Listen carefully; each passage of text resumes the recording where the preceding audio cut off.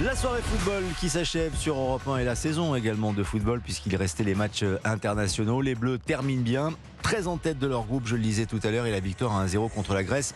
On décortique tout cela avec nos experts, Jacques Vendroux et Jean-François Pérez au Stade de France. En studio ici, Jimmy Algerino, Cédric Chasseur et Eric Huette. C'est Mbappé qui, encore une fois, centralise, catalyse toute l'attention puisque c'est lui qui a permis à la France de s'imposer 1-0 sur penalty. Bien qu'il ait loupé le premier, il a été à retirer apparemment parce qu'un joueur est entré dans la surface de réparation, un joueur adverse est entré dans la surface de réparation, donc on a fait retirer le penalty et là cette fois-ci il a eu le courage de marquer et le sang-froid de marquer. Votre réaction d'abord, Jimmy Algerino, globalement sur ce match?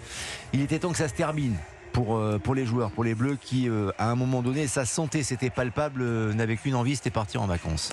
Voilà, enfin, c'était compliqué première mi-temps, ça a été compliqué aussi deuxième mi-temps et bon, les arrêts de jeu aussi. Après, voilà, on va retenir cette fameuse phrase les 3 points. Et pour que les joueurs puissent partir en vacances, changer les idées et revenir en forme pour la saison prochaine. Mais c'est vrai que ça a été dur. Moi, ce qui m'a le plus surpris, c'est ce manque d'implication dans le dernier geste. Il y a eu beaucoup trop d'occasions sur un match comme ça et trop de déchets, surtout offensifs. Et ça, c'est dommage parce qu'effectivement, c'est long, la saison est longue, quoi. Mais il y avait quand même encore 80 000 personnes au stade.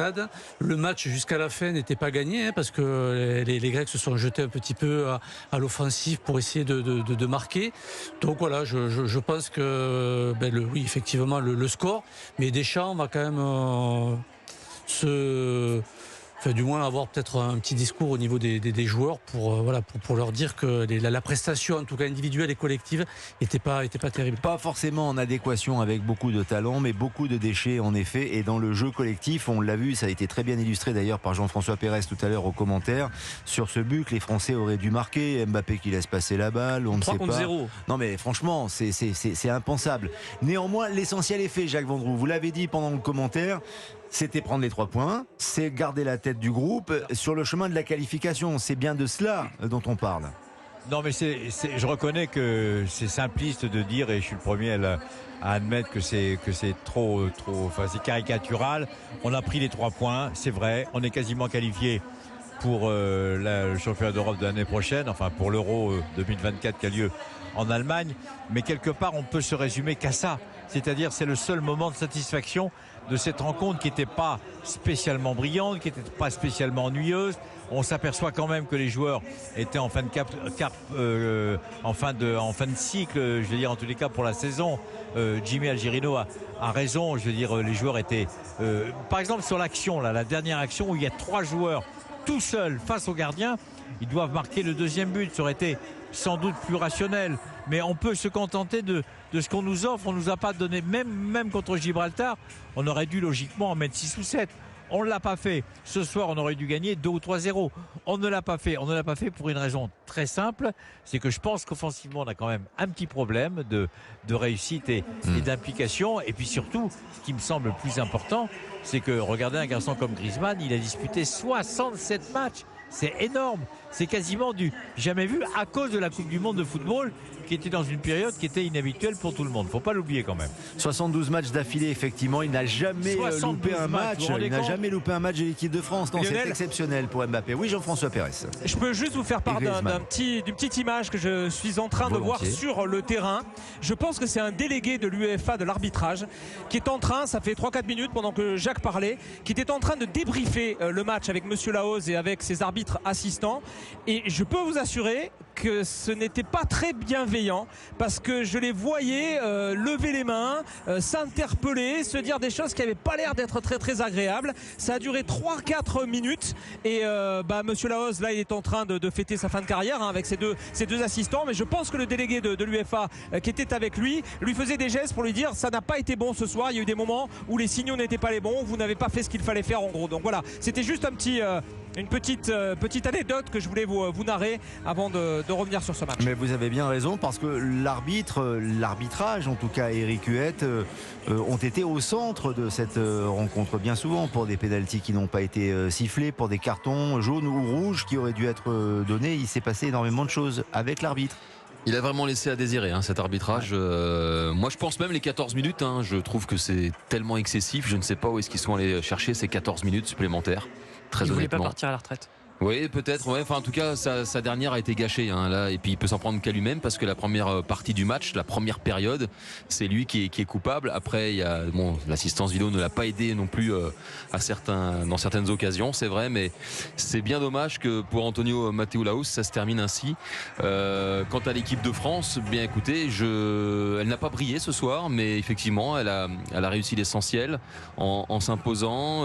Vraiment, pour moi. Et vous l'avez dit tous, même ceux qui sont au stade, Jean-François, Jacques, Cyril, le meilleur, ça a été Kamavinga. Ça nous a tous sauté aux yeux rapidement et moi je trouve qu'il a été étincelant. J'ai une déception dans ce que disait Jimmy, dans ce côté déchet offensif.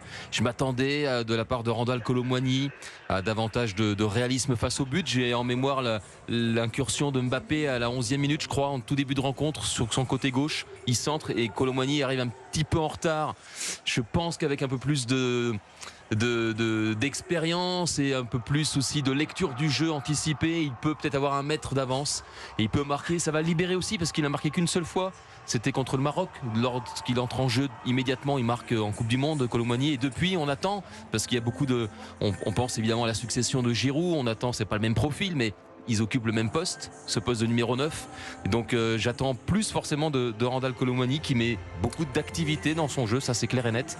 Mais on l'attend aussi en termes de finition. Donc j'espère qu'il marquera très vite ce but qui lui permettra de passer une étape supérieure. Focus sur Kylian Mbappé encore. Jean-François Pérez, le brassard de capitaine de l'équipe de France n'est-il pas trop lourd? Je dis pas qu'il n'en a pas les capacités, il veut prendre ses responsabilités, mais ça joue sur son comportement.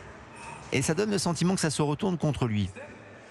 Ouais, ça joue sur son jeu fatalement parce que si on reprend l'action tout à l'heure où il donne au deuxième poteau à Ousmane Dembélé, le Kylian Mbappé d'avant le capitana, il tirait au but et ça faisait but. En fait, je pense mais comment lui en vouloir? Il est capitaine de l'équipe de France, il est aussi obligé de penser aux autres, à les mettre dans les meilleures conditions et faire en sorte qu'ils soient heureux autour de lui dans l'équipe de France. Et forcément, il perd un petit peu de la spontanéité dans son jeu, il perd peut-être un petit peu de son individualisme, tout simplement. Et l'individualisme, c'était ce qui faisait aussi Kylian Mbappé, la magie de Kylian Mbappé, le fait qu'à chaque fois ou presque, il nous sortait de situations qui étaient mal embarquées. Donc oui, ça va faire évoluer son jeu, mais comme le disait Jacques un petit peu tout à l'heure, il va évoluer et peut-être qu'au final, ça sera un Kylian Mbappé qui sera encore meilleur. Il va grandir. Et il a fait une très belle saison, Cédric Chasseur, il faut le dire aussi, Kylian Mbappé. Sans lui, le PSG n'est pas champion. Non, bien sûr, mais à côté de ça, il va falloir régler maintenant l'affaire du contrat ou de la prolongation. La question, c'est est-ce qu'il va partir en vacances tout de suite? Est-ce qu'il va prendre du temps? Est-ce qu'il va couper? Ou est-ce qu'il va continuer et prolonger sa saison avec ses débats en interne? Cédric, je pense que c'est la structure de Kylian Mbappé qui va continuer les négociations et lui va souffler. Ouais, il va faire un petit break. Il aime bien être au cœur des affaires. Il aime bien mettre les mains dans le moteur quand même, à distance. dans la machine. Oui, c'est possible. Évidemment, avec la technologie. Vous savez, un tweet suffit à faire basculer le monde avec Kylian Mbappé.